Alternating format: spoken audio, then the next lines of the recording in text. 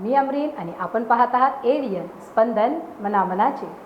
आता एक नजर आजच्या ठळक घडामोडींवर। एकाच दिवसात आढळले सर्वाधिक 155 रुग्ण।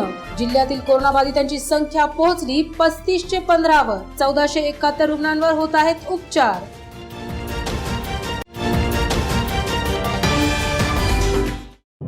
भारतीय कम्युनिस्ट पार्टीने वाहिली भारतीय जवानांना श्रद्धांजली। पैठण गेटवर पेट्रोल डिझेल दरवाढीचा केला निषेध।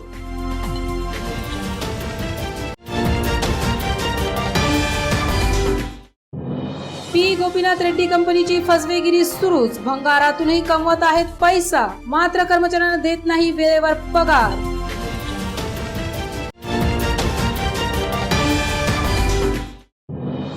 आणि रविवार असूनही सिद्धार्थ उद्यानात गर्दी नाही। कोरोनाच्या संकटात पर्यटकांनी फिरवली पाठ। आता सविस्तर बातमी। आज 155 कोरोनाबाधित रुग्ण आढळून आले असून एकाच दिवशी एवढ्या मोठ्या संख्येने रुग्ण सापडण्याची ही पहिलीच वेळ आहे। 150चा आकडा यापूर्वी जिल्ह्याने क्रॉस केला नव्हता। बरे झालेल्या रुग्णांची संख्या 1857 इतकी झाली आहे। आज जिल्ह्यात सर्वात जास्त कोरोनाबाधित रुग्ण आढळले। सकाळी 137 आणि दुपारी 18 असे एकूण 155 कोरोनाबाधित रुग्ण आढळून आले आहेत आणि सध्या एकूण कोरोनाबाधितांची संख्या 3515 झाली आहे। यापैकी 1857 कोरोनाबाधित रुग्ण बरे होऊन घरी गेले आहेत, तर 187 जणांचा उपचारादरम्यान मृत्यू झाल्याने आता 1471 रुग्णांवर उपचार सुरू असल्याचे प्रशासनाने सांगितले आहे। जामा मस्जिदीमध्ये क्वारंटाईन सेंटर सुरू करण्यात आले असून या ठिकाणी दाखल कोरोना संशयित रुग्णांना घरचे जेवण घेता येणार आहे। शहरातील कोरोनाबाधितांची वाढती संख्या लक्षात घेऊन मनपाने हे पाऊल उचलले आहे। महानगरपालिकेच्या वतीने जामा मस्जिदीतील एका इमारतीला क्वारंटाईन सेंटरसाठी घेण्यात आलेले आहे। मागच्या एका बैठकीच्या निमित्ताने शहरात आलेल्या आरोग्यमंत्री राजेश टोपे यांनी जामा मस्जिदीचा वापर क्वारंटाईन सेंटरसाठी करण्याविषयी संबंधितांकडे विचारणा केली होती। त्यानंतर महानगरपालिकेने तेथे सर्व सुविधा उपलब्ध करून दिल्या आहेत। मनपा आरोग्य अधिकारी डॉक्टर नीता पाडळकर यांनी या सेंटरला भेट देऊन तेथील पाहणी केली। यावेळी राष्ट्रवादी काँग्रेसचे नेते अब्दुल खदीर मौलाना यांनी डॉक्टर पाडळकर यांना काही सूचना केल्या। या केंद्रात ठेवल्या जाणाऱ्या कोरोनाबाधित रुग्णांना घरचे जेवण घेण्याची परवानगी देण्यात येणार आहे। तसेच महापालिका सर्वांसाठी चांगले भोजन उपलब्ध करीत असल्याचे त्यांनी सांगितले। महानगरपालिका का माशाल्लाह मैडम ने, कमिश्नर साहब ने, पूरे एडमिनिस्ट्रेशन ने पूरा सहयोग और सपोर्ट कर रहे हैं कि भाई लोगों के अंदर में जो डर और खौफ का जो माहौल है वो ख़त्म हो जाए। लोग ये समझ रहे हैं कि क्वारंटाइन कर दिए बोले तो वो भी हमको कोविड में ले आके डाल दे रहे। इस तरह की कुछ मीडिया की तरफ से भी कुछ मीडिया गलत तरीके से प्रचार करने का काम कर रही। कुछ छोटे मोटे मोबाइल लेके घूमने वाले भी कुछ उल्टा पुल्टा कुछ लगाने, कुछ जमातों की तरफ से अलग तरीके के महलों में और उसमें चर्चाएं हो रही है। इस तरह का कोई माहौल नहीं। अल्हम्दुलिल्लाह एडमिनिस्ट्रेशन, हमारी पडालकर मैडम साहिबा और तमाम एडमिनिस्ट्रेशन यहाँ पर बहुत ही यानी अपने घर का निज़ाम समझकर काम कर रहे हैं। वो हमने अपने आँखों से महसूस किया है और खंदा ब खंदा उनके साथ रहकर हम लोगों को कैसे महफूज रख सकते हैं, किस तरह से उनके डर को निकाल सकते हैं और उनको यहाँ ऐसा लगेगा कि आप अपने घर के अंदर में हैं। तो ये डर निकालने के लिए इस तरह की इंस्टीट्यूशन और भी हमने हाथ में लिए है। अगर ये पूरे हो जाएंगे और उसके बाद ज़रूरत पड़ेगी तो और 10-15 इंस्टीट्यूशन हमने नज़र में लेके रखा है और एडमिनिस्ट्रेशन को दिखाया भी है कि अगर अल्लाह खुदा ना करे कोई ज़्यादा आफत का माहौल अगर बढ़ता है तो हम उससे निपटने के लिए सक्षम और तैयारी से हम खड़े हुए हैं। लोकांना त्यांची मागणी असते आम्ही घरीच राहतो, क्वारंटाईन नको। काही लोकांना ते वातावरण त्यांना योग्य वाटत नाही, तर आपण इथे क्वारंटाईनची व्यवस्था आज जामा मस्जिदमध्ये केलेली आहे आणि याचं निवेदन आपले कदीर मौलाना साहेब आले होते। ते म्हणाले आमची इथे सोय करा, आम्ही सर्व ह्याची काळजी घेऊ, याची जबाबदारी आम्ही घेऊ इथे। आणि इथे सोय झाल्यामुळे खूप चांगलं झालं की लोकांचा ॲक्सेप्टन्स की त्यांचा इथे येऊन आम्ही इथे राहतो म्हणजे त्यांनाही एक प्रकारे मनाला समाधान मिळतं की म्हणजे जी त्यांना भीती वाटते आम्ही कुठे जाऊ कुठे राहू तर ती ह्याच्यात राहणार नाही। आणि इथे 120 खोल्या आहेत, तिथे आपण सर्व पलंग बेड्स टाकलेले आहेत, गाद्या आहेत, जेवाय खावायची सोय आहे, पाणी आहे आणि हे वातावरण त्यांना प्रसन्न आणि इथे समाधानकारक वाटेल। आणि आज आपण इथे पहिल्यांदा सुरू झालेले आपले समतानगरमधले 11 जे हाय रिस्क कॉन्टॅक्ट होते ते आज इथे ॲडमिट पण झालेले आहेत. तर ही चांगली एक सुरुवात आहे. त्याच्यामुळे जास्तीत जास्त लोक आपल्यासोबत येऊन राहतील आणि हे करोना विषाणूचा ट्रान्समिशन थांबवायला आपल्याला मदत होईल. आपण इथे जेवायची, चहाची आणि पाण्याची महानगरपालिकेतर्फे व्यवस्था केलेली आहे. पण त्यांना जर का वाटलं की आपण घरातून डबा आल्यावर आम्ही तो जेवतो, आपण तो पण त्यांना अलाउड करतो आहे त्यांच्या घरातून आलेले फूड खायचं. तसंच मला साहेबांनी म्हणाले होते की आम्ही पण जेवणासाठी काही तिथे देऊ त्यांच्यापूर्वी. तर हे सर्वांच्या सहकार्याने इथलं चांगलंच आपल्याला प्रतिसाद मिळतो आहे आणि आज चांगली सुरुवात झालेली आहे. या विषाणूचा प्रसार रोखण्याकरता सर्व स्तरावरनं आपण एकत्र काम करतो आहोत. आज असं कुठेही दिसून येत नाही की कुठून आपल्याला नकार येतो आहे. प्रत्येकजण पुढाकार घेऊन सोबत आहे. त्यामुळे आपण लवकरच शहरातला हा प्रसार थांबवायस शक्य होईल. पेट्रोल आणि डिझेलचे दर गेल्या 15 दिवसात दररोज वाढलेले आहे. भारतीय कम्युनिस्ट पक्षाने या दरवाढीचा निषेध केला. आज पैठण गेट येथे भाकपच्या वतीने गलवान भागात चीनी हल्ल्यात ठार झालेल्या 20 भारतीय जवानांना श्रद्धांजली वाहण्यात आली. भारतीय कम्युनिस्ट पार्टीच्या वतीने आज भारत चीन सीमेवर शहीद झालेल्या जवानांना श्रद्धांजली वाहण्यात आली. पैठण गेटवर फिजिकल डिस्टन्स पाळत भाकपने चीनच्या विरोधात निदर्शने केली. जवानांना श्रद्धांजली वाहण्याचा कार्यक्रम भारतीय कम्युनिस्ट पक्षाच्या वतीने देशभर करण्यात येत आहे. तसेच यावेळी गेल्या 14 दिवसांपासून सातत्याने पेट्रोल आणि डिझेलच्या दरात वाढ करणाऱ्या पेट्रोल कंपन्यांचा निषेध करण्यात आला. सरकारने त्वरित ही पेट्रोल डिझेलची दरवाढ मागे घ्यावी आणि कॉम्रेड विनोद झोडगे याची तात्काळ सुटका करावी अशी मागणी यावेळी करण्यात आली. या आंदोलनाचे नेतृत्व कॉम्रेड ॲडव्होकेट अभय टाकसाळ यांनी केले. यामध्ये भास्कर लहाने, मधुकर खिल्लारे, अशफाक सलामी, शेरखान मस्तान आदींनी सहभाग घेतला. भारतीय कम्युनिस्ट पक्षातर्फे देशव्यापी आंदोलनाचा भाग म्हणून भारत चीन सीमेवर जी एक परिस्थिती, तणावाची परिस्थिती निर्माण झालेली आहे आणि त्या हल्ल्यामध्ये भारताचे 20 जवान शहीद झाले. त्या 20 भारतीय जवानांना श्रद्धांजली वाहण्यासाठी, त्याचबरोबर केंद्र सरकारने सलग 13व्या दिवशी पेट्रोल आणि डिझेलची दरवाढ करून अगोदरच कोरोनाने परेशान असलेल्या सर्वसामान्य जनतेचं कंबरडं मोडण्याचं काम जे केलेलं आहे त्याच्या निषेधार्थ, त्याचबरोबर आमचे विदर्भाचे कॉम्रेड विनोद झोडगे यांचा बेकायदेशीर अटक जी करण्यात आलेली आहे त्याचा निषेध म्हणून आज संबंध देशभर भारतीय कम्युनिस्ट पक्षाचे कार्यकर्ते रस्त्यावर उतरले. मी भारतीय कम्युनिस्ट पक्षातर्फे केंद्र सरकारला आवाहन करतो की त्यांनी तातडीनं पेट्रोल आणि डिझेलची दरवाढ रद्द करावी. कॉम्रेड विनोद झोडगे यांना तातडीनं त्यांची सुटका करावी. त्याचबरोबर भारत चीन सीमेवर जी तणाव निर्माण झालेला आहे त्याच्या संदर्भात देखील तोडगा काढावा असं आवाहन मी भारतीय कम्युनिस्ट पक्षातर्फे करीत आहे.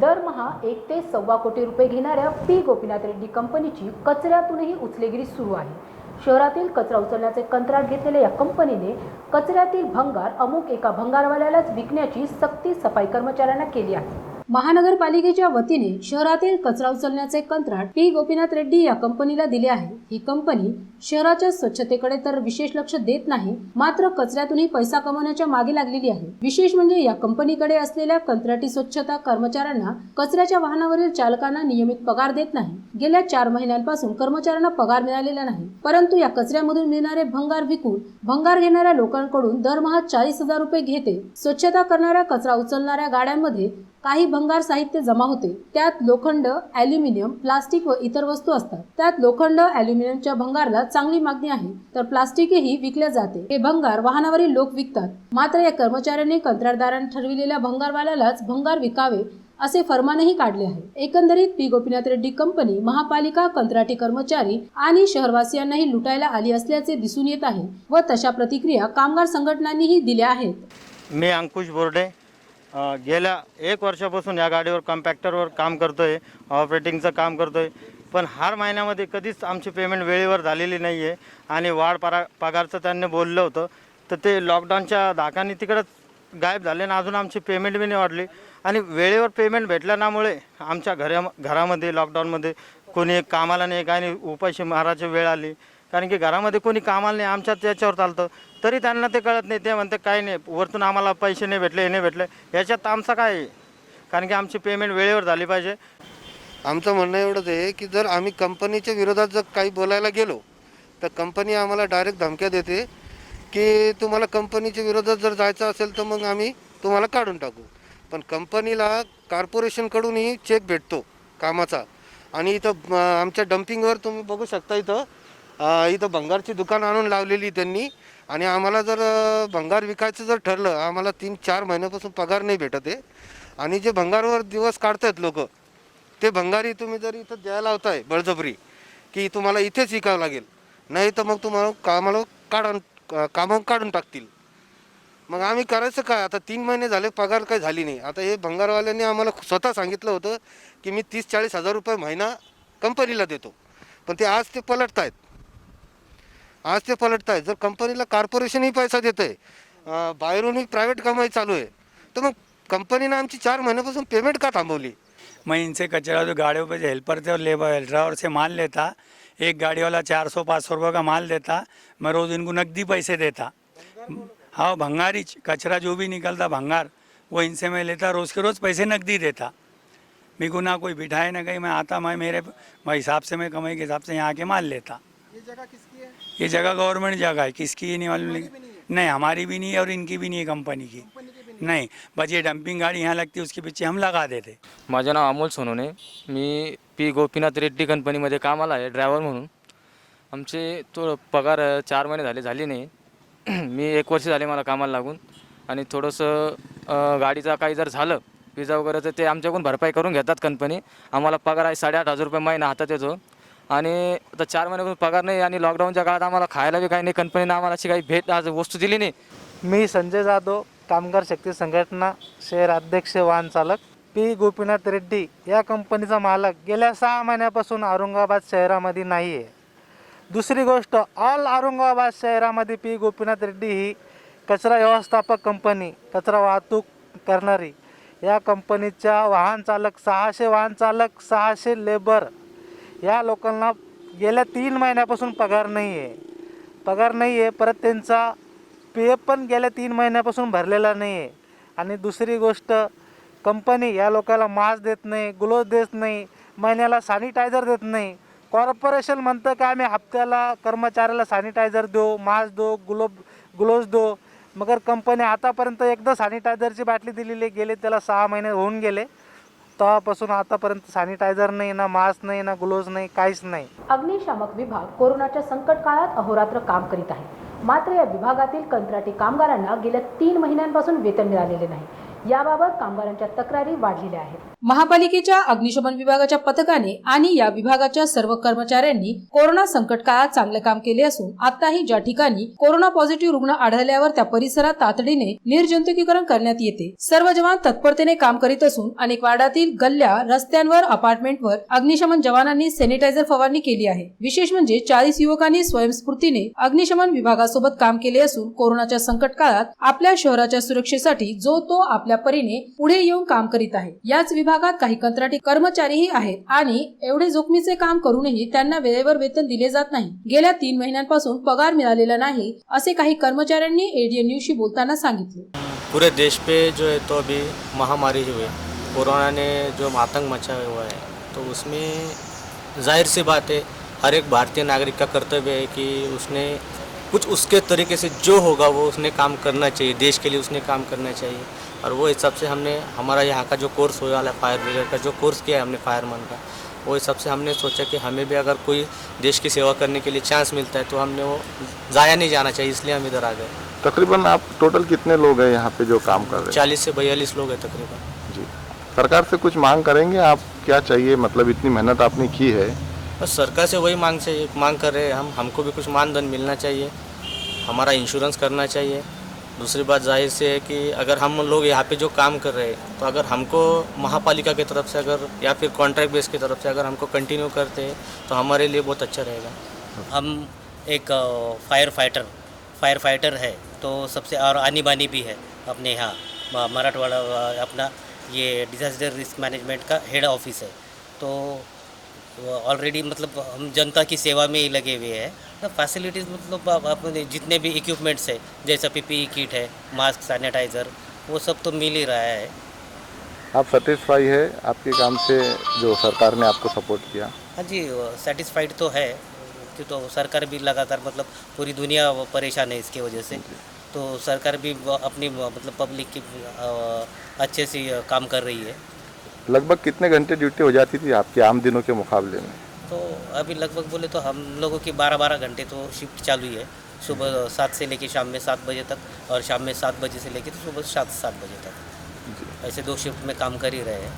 हर गली मतलब जहाँ भी पेशेंट मिलता है वो गली मोहल्ला पूरे औरंगाबाद में अपना म्यूनसिपल फायर ब्रिगेड जो है वो सभी पूरे अपने औरंगाबाद में काम कर रहे हैं। तो बिना पेमेंट के हमारे पास में भी कुछ बच्चे काम कर रहे हैं जो मददनीश बोल के आए हुए हैं, तो हम चाहेंगे कि भाई उनको भी कुछ ना कुछ सरकार की तरफ से मानधन मिल जाए या उनका इंश्योरेंस मिल जाए, कि तो उनका इंश्योरेंस भी नहीं, पेमेंट भी नहीं, तो वो बहुत ही और हाई रिस्क पे काम कर रहे हैं वो। उनके 40 से 42 बच्चे अपने पास मददनीश बोल के, तो उनको हमने मांग करी हुई है तो ये बच्चे को कुछ मानधन दो, उसको इंश्योरेंस निकालो, उनको कुछ फैसिलिटी जो आपने कॉर्पोरेशन में परमानेंट लोगों को दे रहे उनको ऐसी फॅसिलिटी दो, ऐसी हमारी मांग आहे उनके लिए।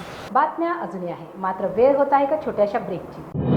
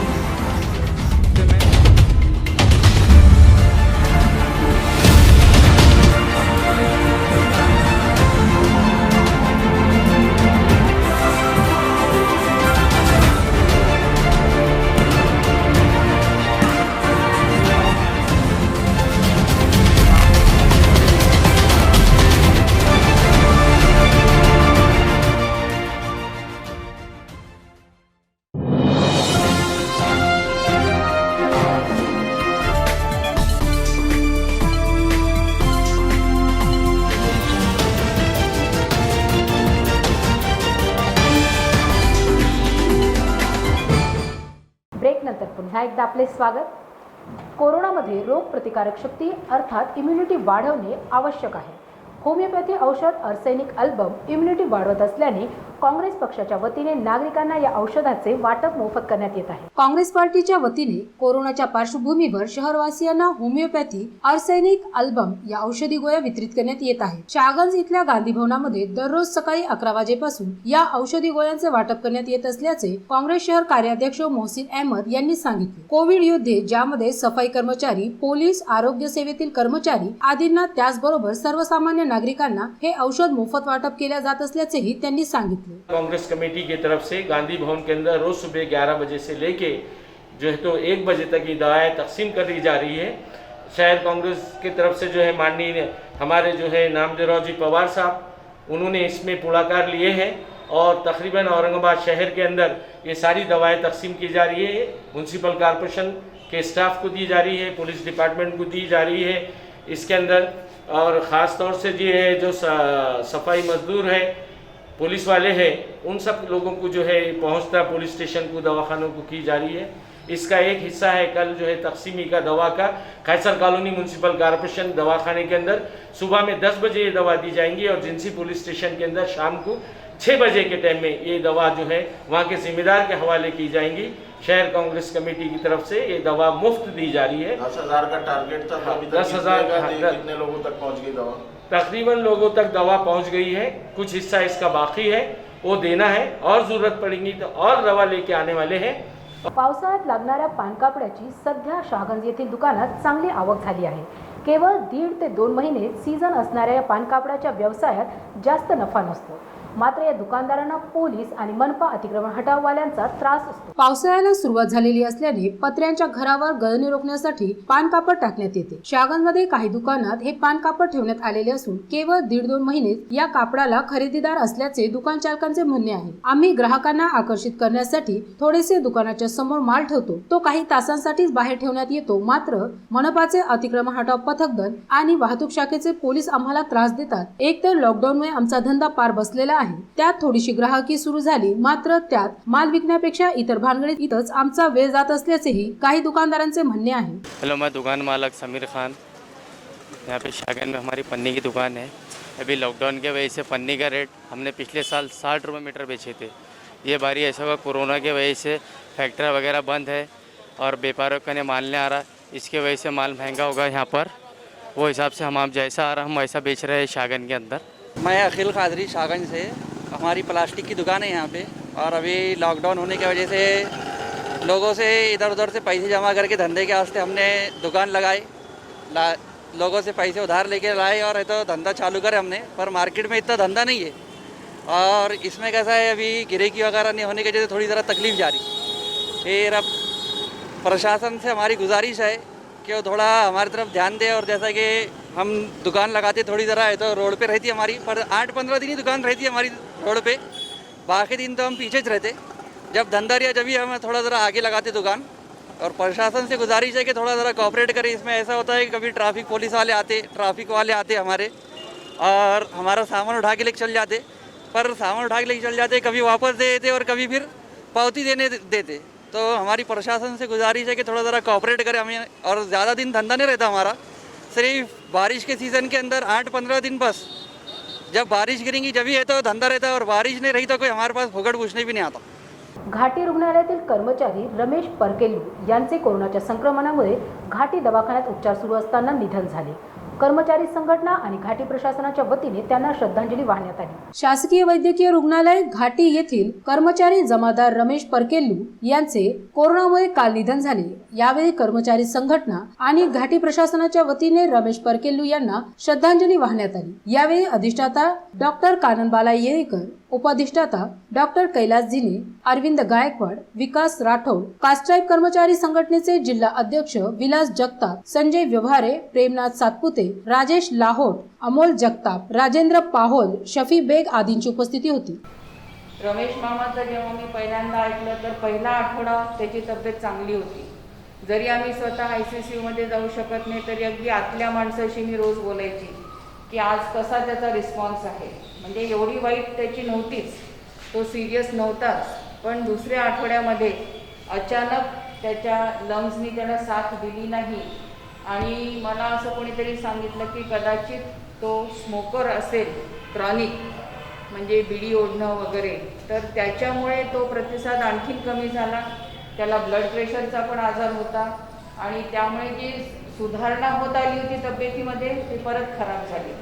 तर शेवटच्या 4 दिवसांपासून मला कल्पना आली होती की आता रमेश मामाचं थोडं कठीण आहे, त्याची तब्येत क्रिटिकल झालेली आहे आणि खूप वाईट वाटत होतं। म्हणजे तो तर एक चांगला कर्मचारी होताच, सगळेच चांगले आहेत, कुठल्याही कर्मचाऱ्याला अशी लागण होऊ नये, असा आजार होऊ नये म्हणून आपलं सगळ्यात पहिलं कर्तव्य आणि जी त्यांना श्रद्धांजली राहील की आपण आपली स्वतःची काळजी घेणं खूप गरजेचं आहे। वारंवार कोरोनाचे शहरावरील संकट गडद होत असताना लोकांनी सिद्धार्थ बागेकडेही पाठ फिरवली असून गर्दीत जाणे टाळले आहे। आज रविवार असूनही सिद्धार्थ गार्डनमध्ये कुणीही फिरकले नाही। स्थानिक प्रशासन आणि महानगरपालिकेने उद्यान तसेच जॉगिंग पार्क 1 जून पासून सुरू केले आहे। पावसाळी वातावरण असल्याने बागेत फिरणे किंवा सकाळ सायंकाळ जॉगिंग ट्रॅकवर फिरायला जाणे लोकांना आवडते, मात्र कोरोनाच्या भीतीमुळे लोक बाहेर पडायला तयार नाही। एरवी महापालिकेच्या सिद्धार्थ उद्यानात लोकांची खूपच गर्दी रविवार आणि इतर सुट्ट्यांच्या दिवशी पाहायला मिळते, मात्र आज सिद्धार्थ बागेत शुकशुकाट होता। कोरोनाच्या संसर्गाचा धोका असल्याने लोक गर्दीच्या ठिकाणी जाणे टाळत आहेत। शहराने कोरोनाबाधितांच्या बाबतीत उच्चांक गाठला असून गेल्या काही दिवसात 100च्या आसपास रुग्ण वाढू लागले आहेत। 3000चा टप्पा केव्हाच ओलांडला असल्याने आता पुन्हा लोकांच्या मनात कोविड-19 बाबत भीती पसरल्याचे दिसून येत आहे। लॉकडाऊन असताना प्रत्येक जण म्हणत होता आता संचारबंदी हटवायला पाहिजे, मात्र अनलॉक केल्यावर अजूनही बहुतांश लोक घराच्या बाहेर पडायला धजावत नाहीत। विशेषतः बागेत जाण्याची ओढ असणाऱ्या महिला आणि मुलांनीही सिद्धार्थ बागेत किंवा त्याच्या परिसरातील बागेमध्येही जाणे टाळले असून गर्दीत गेल्यावर ना जाणे कुठून आपल्याला कोरोनाचा संसर्ग होईल ही अनामिक भीती प्रत्येकाच्या मनात दडलेली असल्याने अजून काही दिवस बागेत जाणे लोक टाळणार आहेत असे दिसून येत आहे। ये अभी जो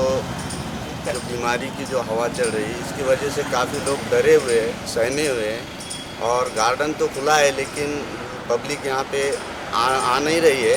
वैसे हमने इंतज़ाम अच्छा किया हुआ है, सैनिटाइज़र भी है, और जो अभी आता है तो हम उसको रिक्वेस्ट करते हैं कि भाई मास्क लगा कर आप आए। वैसे तो बहुत कम लोग यहाँ पे आ रहे हैं अभी। शेवटी पुन्हा एकदा आजच्या ठळक बातम्या। एकाच दिवसात आढळले सर्वाधिक 155 रुग्ण।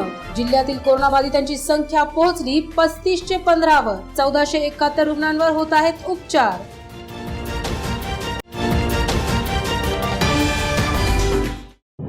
भारतीय कम्युनिस्ट पार्टीने वाहिली भारतीय जवानांना श्रद्धांजली। पैठण गेटवर पेट्रोल डिझेल दरवाढीचा केला निषेध।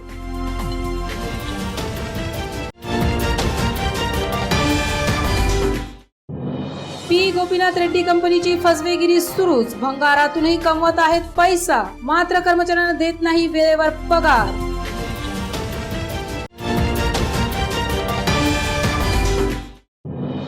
आणि रविवार असूनही सिद्धार्थ उद्यानात गर्दी नाही। कोरोनाच्या संकटात पर्यटकांनी फिरवली पाठ। आणि याबरोबरच आजचं हे बातमीपत्र इथे संपलं। पुन्हा भेटूयात पुढील बातमीपत्रात। तोपर्यंत पाहत रहा एडीएन स्पंदन मनामनाचे।